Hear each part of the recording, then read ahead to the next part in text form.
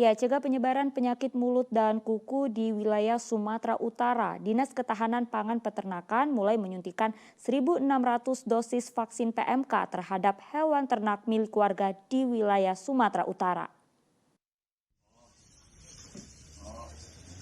Pemberian vaksin penyakit mulut dan kuku pada hewan ternak sapi di Desa Jatikesuma, Kecamatan Namorambe, Kabupaten Deli Serdang mulai dilakukan petugas dari Dinas Ketahanan Pangan dan Peternakan Provinsi Sumatera Utara. Pemberian vaksin PMK ini disuntikan kepada 37 hewan ternak sapi yang terdiri dari 30 sapi perah dan 7 sapi potong.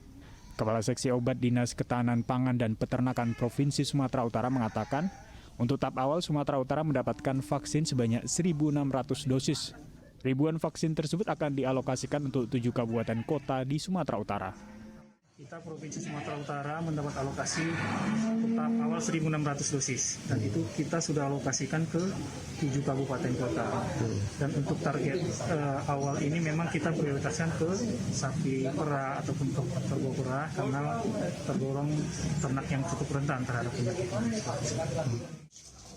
Peternak sapi, Jul Majid, mengaku senang karena pemerintah daerah telah memberikan vaksin PMK kepada puluhan hewan ternak sapi miliknya. Terima kasih pada pemerintah, ternyata usulan kami ternyata diterima dan ini sudah dilaksanakan. Karena beberapa hari yang lalu kami ketemu sama ketua DPRD Sumatera Utara, Bapak Mas kami Ginting. Itu kami usulkan supaya kalau bisa Sumatera Utara dapat bagian. Karena vaksin Pak masuk Indonesia kan 3 juta. Jadi rupanya di sini Sumatera Utara dapat jatah 1.600, sudah lumayan. Ternyata kami dapat bagian. Peternak berharap dengan adanya vaksin PMK ini dapat mencegah penularan PMK serta kasus PMK di Indonesia segera berakhir. Muhammad Hamdani melaporkan dari Kabupaten Deli Serdang. Sementara itu jelang Idul Adha, harga jual cabai merah terus naik. Harga cabai merah mencapai Rp120.000 per kilogramnya. Cuaca buruk dan minimnya pasokan cabai merah diduga menjadi faktor kenaikan harga cabai di pasar tradisional Kota Medan. Harga jual cabai merah di pasar tradisional terus mengalami kenaikan, seperti yang terjadi di Pasar Sukaramai, Kecamatan Medan Area, Kota Medan.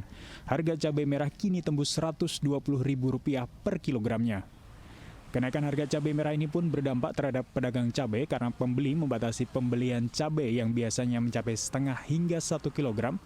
Namun semenjak harga cabai merah naik, para pembeli hanya membeli 1 ons hingga 1/4 kilogram.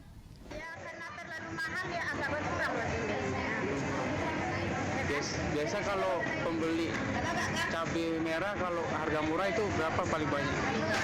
Kalau biasanya kalau kena mahal itu biasa yang beli 1/4 jadi beli 1 on dia. Yang biasa beli sekilo jadi beli 1/4. Karena pendapatan masyarakat kan sedang susah ya kan. Tidak hanya pedagang cabai merah, para pembeli juga mengeluhkan kenaikan harga cabai merah. Bisa ya di harga itu juga Pak stabilkan apa ekonomi masyarakat tidak semuanya sama ya kan. Ya inilah pendapat kami istilahnya per hari 50.000 ya kan. Untuk cabai aja udah 8.000 1/4. Belum lagi ikannya, belum lagi berasnya, belum lagi yang lainnya. Kadang nggak ada Pak, tapi tolonglah sama pemerintah Pak kalau bisa di stabilkan apa sampaikan kepada atasnya. Karena kita nggak semua mungkin dapat membeli cabai. Belum lagi ikannya, berasnya ya kan.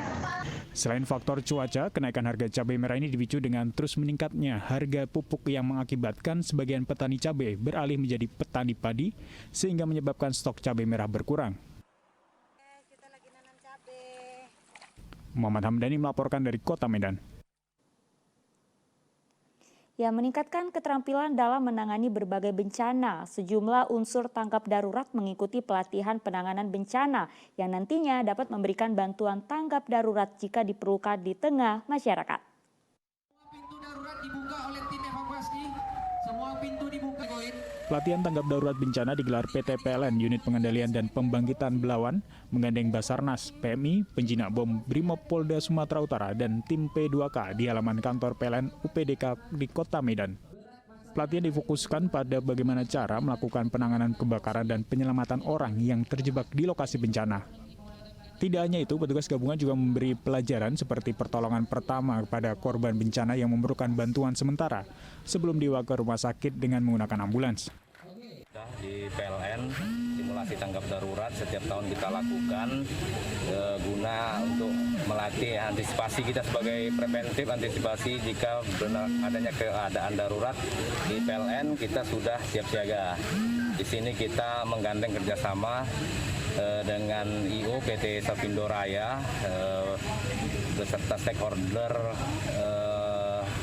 Basarnas, Brimob, PMI, dan Dinas P2K Pemadam Kebakaran Kota Medan.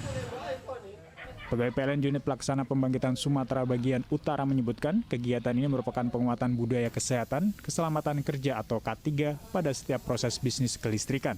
Diharapkan simulasi pelatihan penanganan bencana dan peristiwa kebakaran ini dapat diterapkan di masyarakat sehingga dapat membantu petugas ketika kebakaran dan bencana alam terjadi. Muhammad Hamdani melaporkan dari Kota Medan. Ya, ekoenzim atau cairan hasil fermentasi limbah organik mulai menjadi kebutuhan penting sejak pandemi COVID-19. Di luar kebutuhan sebagai disinfektan, ekoenzim ternyata kaya akan manfaat. Ya, di balik jeruji-jeruji besi inilah struktur awal pembuatan ekoenzim dimulai dari dapur sebagai penghasil limbah organik. Dapur Rutan Tanjung Gusta peraih sertifikat layak kebersihan dan sanitasi jasa buka ini melayani penyediaan pangan bagi lebih dari 4.100 warga binaan dari kapasitas asli yakni 1.100 penghuni.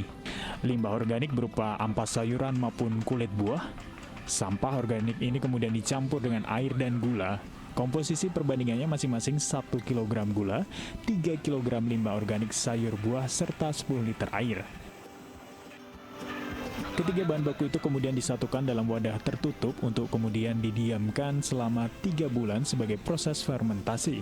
Proses pembuatan ekoenzim adalah terjadinya oksidasi tanpa adanya udara. Dalam pembuatan ekoenzim, alkohol yang dihasilkan berupa etanol serta zat asam propopionat atau klobetasol. Nah, per 10 hari cairan ekoenzim hasil panen yang belum digunakan harus dibuka untuk melepaskan gas. Cairan ekoenzim hasil panen dijadikan sebagai disinfektan seluruh ruang tahanan, bahan terapi uap bagi penderita infeksi TBC, serta menjadi kebutuhan wajib bagi para penderita infeksi penyakit kulit kudis. Pak, berkurangnya Pak. Nggak garuk-garuk kali lagi ya.